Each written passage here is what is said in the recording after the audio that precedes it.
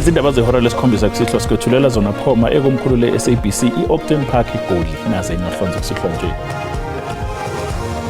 Sithe masizwa loku ukubulawa komndeni walapha kwaMonsami, ubulawa abantu abangenabo nembeza abangenabo ubuntu. Undunankulu wesifundazwe KwaZulu-Natal sesigxekile isigameko sokubulawa nesihluku kwamalungu omndeni wakwaMonsami ayisikhombisa eNew Ark eduze kwaseMandeni kulesa sifundazwe.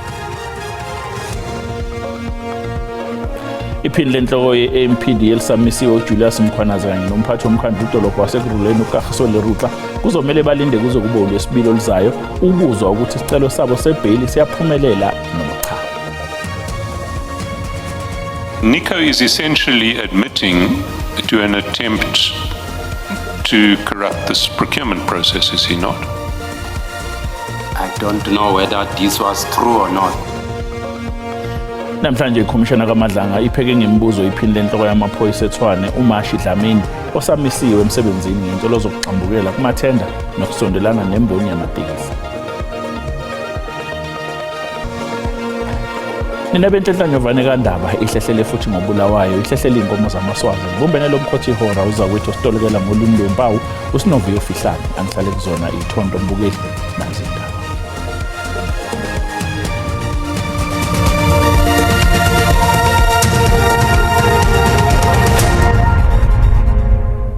Undunankulu wesifundazwe KwaZulu-Natal uThami Ntuli sesigxeke isenzo sokubulawa kwamalungu omndeni owodwa isikhombisa eNew Ark enyakatho yesifundazwe KwaZulu-Natal. Ukusho lokhu ngesikhathi avakashela amalunga lomndeni nokuyilapho afike waqinisekisa khona ukuthi umthetho kuzofanele unikeza abenzi bobubi isigwebo esiqinile.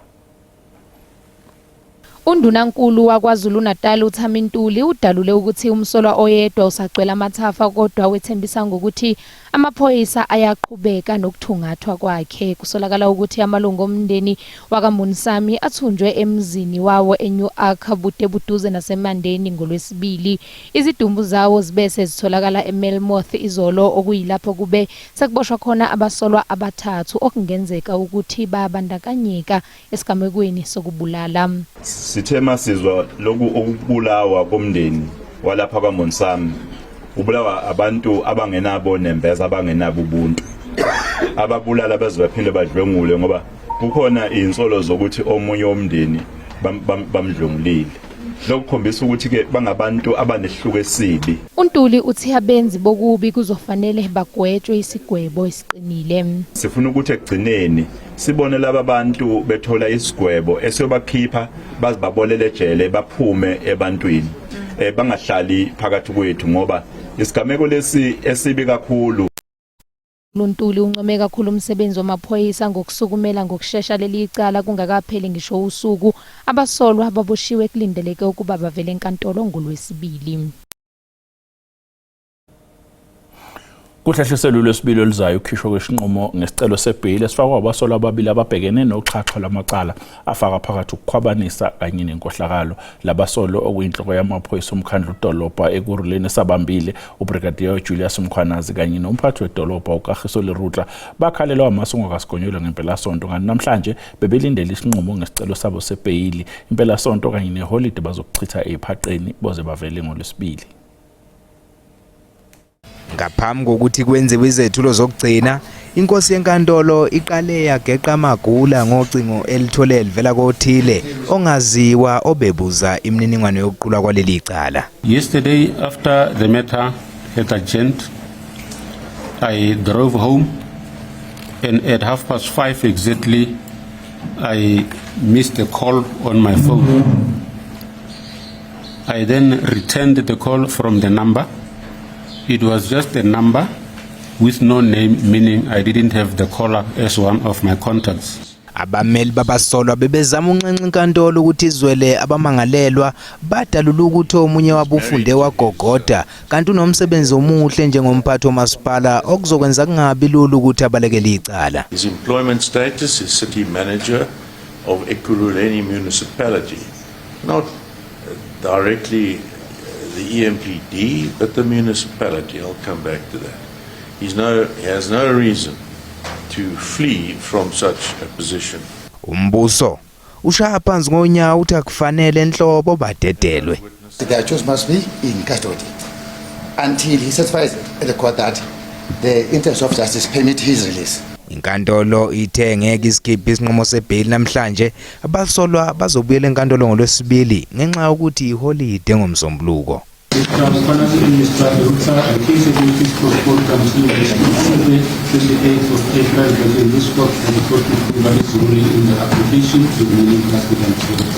Abasolwa basagcinwe esitokisini.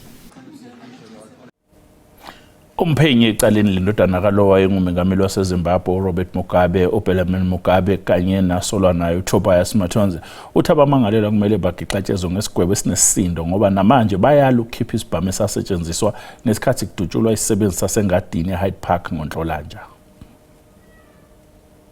Kubukeka sengathi uSipho Mahlangu okunguye wadutshulwa emzini kaMugabe eHyde Park uselihoxisile icala ngenxa yokuthi usezohlomula ngesizumbulu zemali esinxephezelo. Umseshi wecala utshele enkantolo ukuthi uMahlangu sethenjiswe imali esondele kuhafu wesigidi samarandi azothola maduze. He told me he met with a family member and he was paid a sum of 250,000 rand.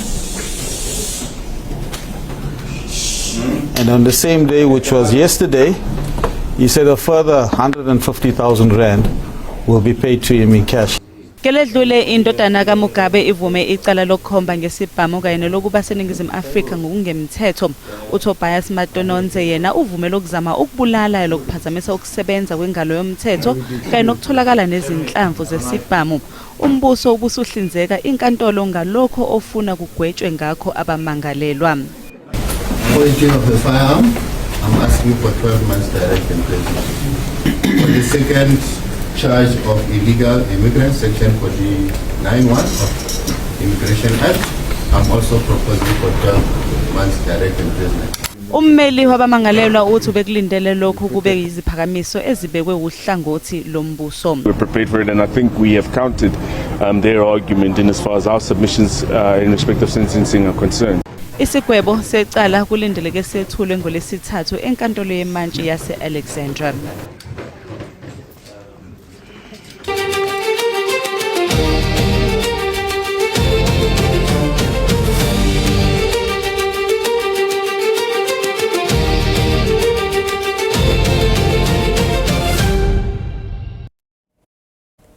Iphini lenhloko yamaphoyisa elisamisiwe emkhandlwini iTshwane uMashi Dlamini uthwale kanzima ekhomishoneni kaMadlanga namhlanje phekwa ngemibuzo yokuthi kungani wathumelela umyalezo uSayitsheni Fani wakwaNkosi emazisa ngokuthi usihlalo wekomiti elicubungula ngamathenda wayesenikezwe umyalelo ocacile ngenkampani okuyizona eyifunwayo kulezi ezayifake izicelo zomsebenzi. Okuhlonzwe isithangami sekhomishana ezinsolweni ngomkhonyovu wamathende emkhandlwini eTshwane kutholakala ukuthi uMashi Dlamini kungenzeka ukuthi wayesehletsheliwe ngomyalelo owusukhishiwe unikezwe uhlalo wekomiti elicubungulisisa ngamathenda ngenkampani okuyizo okwakufanele ihlomule. Phakathi kwazo kwakukhona nekamfowabo kaSayitsheni Fani Nkosi okwakungeye uNogada ingaphesheya kanye nenye okwakungeye indodana kamfowabo kaDlamini uqobo. Nico is essentially admitting to an attempt to corrupt this procurement process, is he not? I don't know whether this was true or not. People might claim sometimes.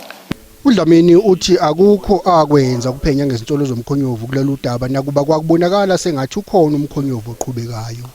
Did you investigate this further? Did you conduct any investigation into whether a victor had been compromised in any way in relation to this bit? No, I did not do so. Ubufakazi bomqhafazo obusesithebeni zekhomishana buhlonza izinsolo zokuthi uMashi Dlamini, uSayitsheni Nkosi kanye nesikhulu sehhovisi lezemali eTshwane uGareth Mnisi babehlose ukwenza umkhonyovu ozovuna izinkampani ezazifunwa yibo. From what I was told to say, he wants to give the CFO to check for compliance in order of priority. I wouldn't accept that statement that it was to rig the tender SC. Ikhomishana kulindeleke ukuthi iqhubeke ngoLwesibili. Let's adjourn.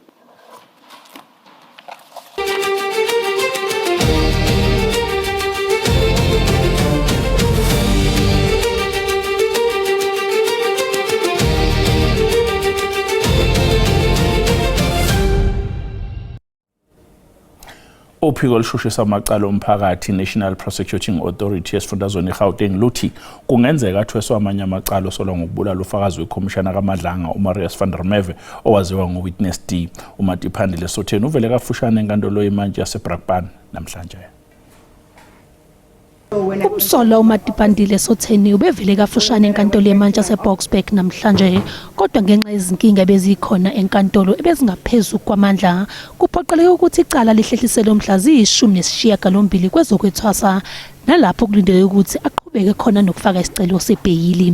The matter is referred to Brakpan Regional Court. Bail application. The first date was the 18th of May 2026. Umbuso kanye nabameli bathi bebekulungele ukuqhubeka nesicelo sebheyili namhlanje kodwa ngenxa yokungaxoxisani kahle bebodwa kuphoqa ukuthi isicelo sebheyili sihlehliswe. That must have been a miscommunication or like a communication between ourselves, that is the prosecutor, with the defense and the resident prosecutor and the magistrate. She had already put another matter on the roll in Heidelberg today because according to her, she had 2 matters for postponement and then she put an urgent matter in Heidelberg on her roll. That is therefore why we cannot proceed with the bail application today. Okhulumela iNPA uthi uSotheni uma esevela enkantolo kungenzeka athweswe amanye amacala. The state together with the defense and everybody involved was ready to proceed with his bail application today. However, we could not proceed. The matter was then postponed to the 18th, 21 and the 22 of May. When he appears again, there is likelihood that more charges will be added. Umbuso ke uthi uzosiphikisa isicelo sakhe sebheyili. Mbukele sathixo eyitola kanoma besibuya sizokuphathela udaba oluthe. The premier is supposed to be here today. He's not here. It worries me. The president, because this is not just a problem in the Eastern Cape. Indlu yobukhosi besizwe samaGaggabe esifundazweni Eastern Cape sixoxa umengameli wezwe uCyril Ramaphosa kanye nononoko lwesifundazwe uSikhamabuyane ngokuhluleka kwabo ukubambisana nabaholi bendabuko dabeni lomliso wabekwa njengenkosi yaseNigeria kuGompo eEastern Cape.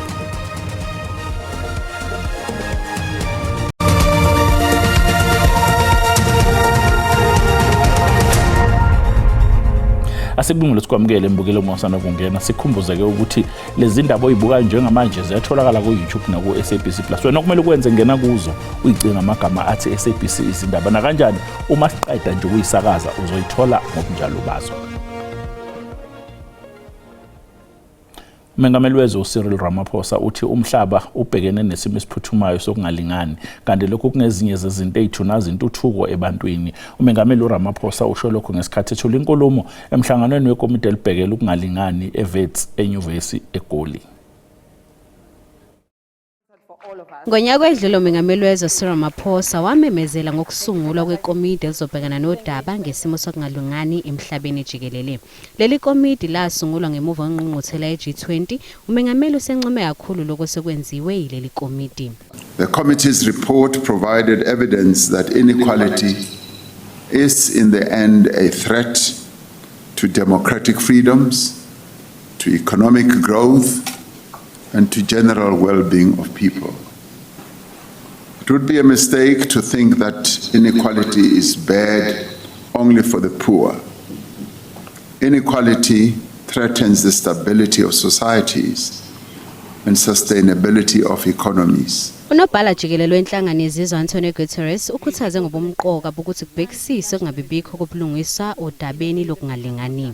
We face a world in which billions lack the basics while a few reap extraordinary gains.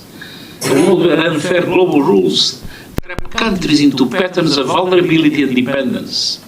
A world where unequal outcomes today lock in unequal opportunities tomorrow in education, in healthcare, in every aspect of life. uRamaphosa uthi abaholi bamazwe omhlaba kufanele basebenze ngokubambisana ukuqeda nya ngesimo sokungalingana ezweni. Indlu yobukhosi besizwe samaGaggabe esifundazweni Eastern Cape sixake umengameli wezwe uCyril Ramaphosa kanye nondonkulu kulesi sifundazwe uSikhamabuyane ngokwehluleka kwabo ukubambisana nabaholi bendabuko dabeni lomliso wabekwa njengenkosi yaseNigeria kuGompo khona eEastern Cape. Lo mhlangano uchazwe njengokuzokudlulisa umlayezo oqinile kubantu abakuleli ngokungemthetho nabangahloniphi umthetho wezwe. Lendlu yobuholi bendabuko yase-Eastern Cape ithi abantu bokufika bayamaniswa nenqwaba yamacala okushushumbisa izidakamizwa futhi lokhu kunomthelela entsheni yakuleli. The Premier is supposed to be here today. He's not here. It worries me. The President, because this is not just a problem in the Eastern Cape. All of these provinces are experiencing the same thing. Umnyango wezokubusa ngokubambisana nezindaba zomdabu uthi uzokwenza konke okusemandleni ukuvikela izwe. South Africa is not a place where you can disobey its laws. You can disrespect its sovereignty. And you can kill its nation and its future by manufacturing as well as selling drugs. Inxusa laseNigeria lithi sikhona isidingo sokuthi ohulumeni balamazwe bacacise imigomo elawula ubuholi bendabuko. A way where we can begin to now have a more closer cultural relations in terms of having our traditional institutions, from the two countries, meeting themselves, having a common ground, building more understanding. Uhulumeni waseNigeria uthi uyaziqhelelanisa nalabo abazama ukubuyisela emuva obudlelwane neNingizimu Afrika. Ikhomishana yezokhetho ezimele iIEC isinxusa amaqembu ezombusazwe esifundazweni KwaZulu-Natal ukuthi enze umsebenzi obonakalayo eqhuquzeleni abantu ukuthi baphume ngobuningi mase kuyovotwa njengoba kubuka sengathi abantu seliyabaphelela ugqoze lokuvota esifundazweni. iIEC biphothula uhambo lwayo lwensuku ezinhlanu lokuvakashela lesa sifundazwe. Ukuhambela isifundazwe kwezikhulu ze-IEC kulandela ukukhishwa kocwaningo olwenziwe i-Human Sciences Research Council mayelana nokubamba iqhaza kwabavoti. Luveza ukwehla kokwethenjwa kwezikhungo zikahulumeni umphakathi kanye nokwehla kokwethenjwa kwentando yeningi KZN okwehle kusukela ku-54% ngo-2004 kuya ku-6% ngo-2025. Ikhomishana ithi nayo ayisalanga ngaphandle njengoba izinga lokwethenjwa komsebenzi wekhomishana liphansi kakhulu kulesi sifundazwe. The study highlights declining trust in key political institutions, growing political disengagement and rising voter disillusionment. Kwezinye izikhalazo eziphakanyiswe amaqembu zihlanganisa indaba ezithinta inqubo yokuvota kanye nokungenzeleli okhethweni. The Commission has taken concrete steps to address concerns arising from the 2024 elections, including measures to reduce long queues, improvements to the voters roll app, and the results leaderboard in the result centers. Komishana iphinde yaxwayisa ngokuthi abantu namaqembu babamba iqhaza ekubhaliseni abavoti ngokungemthetho emawadini bangabhekana nokushushiswa. Lokhu kulandela ukukhathazeka okuvezwe ngamanye amaqembu. Izikhulu ze-IEC ziphinde zazawakalisa ukweneliseka ngomsebenzi wokulungiselela ukhetho lohulumeni basekhaya oluswenziwe esifundazweni. Kundaba ze-SABC ngu-Ayinda Mhlongo, eThekwini.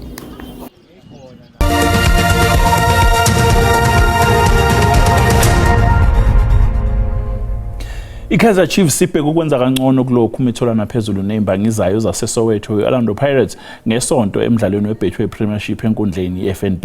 Impofana ivunwa imphumela kule midlalo yakamuva kuBetway Premiership. Ngokomlando amakhosi iwona benqoba kakhulu lo mdlalo wesikhundla saseSoweto. Kodwa kamuva izinto sesijikile njengoba sekubonakala kuyiPirates engenhla kokwezinga. iPirates inqoba imidlalo emihlanu kulandelana uma ibhekene namakhosi. Kokugcina lamaqembu egcina ukubhekana iBuccaneers lanqoba ngamagoli amathathu eqandeni. Kodwa iChiefs idlala kahle kamuva njengoba ingakazi iguqiswe emidlalweni emihlanu ye-league. I think the first derby it was we was in bad moment coming from many games and we was in bad moment. So now it's a big difference between the first and the second derby. Now I think the team has performing very well last 6 or 7 games. We are coming from 6 games, 5 win and 1 draw. iPirates inqoba ngesonto izovula igebe esicongweni selokho ngamaphuzu amane. Umqeqeshi wePirates bazowuzela ngokucophelela lo mdlalo. It's another game. We have seen that Kaizer Chiefs was doing well since I think many games. They are really fit. So for us, it will be another game, different context, different environment. We have to prepare for that, and yeah, we will do our best again to make happy our fans. Lo mdlalo uzoqala ngehora lesithathu ngesonto ntambama kanti kunxuswa abalandeli ukuthi bafike kusane isikhathi enkundleni. Sisathi qoyitolo uma besibuya sizokuphathela umhlahlo wesimo sezulu noThini Ntshisa.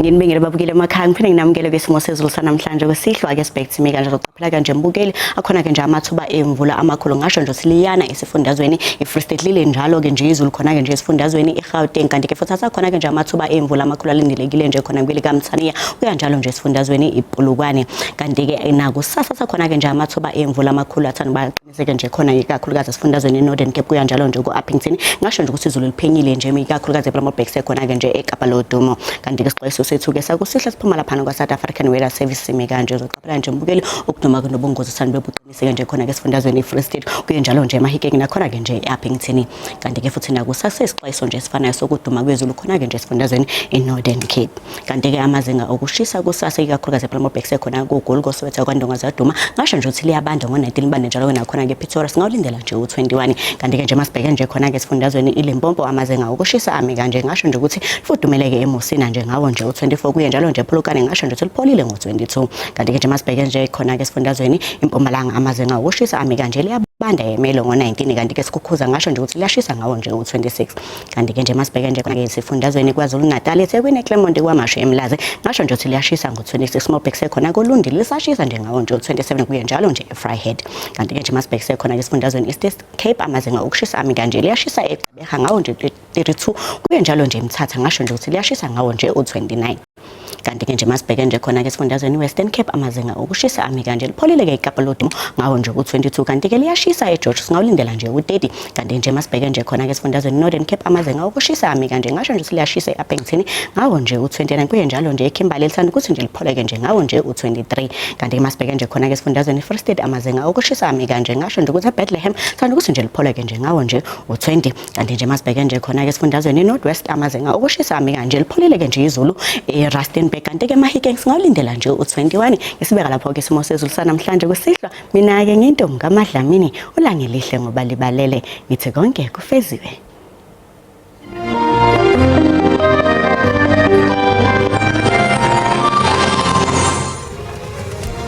Bukele sibeka lapha bese kuphathele zona namuhla kusasa bakhonoza ukuthi nezindaba ngolimi lwesiXhosa wena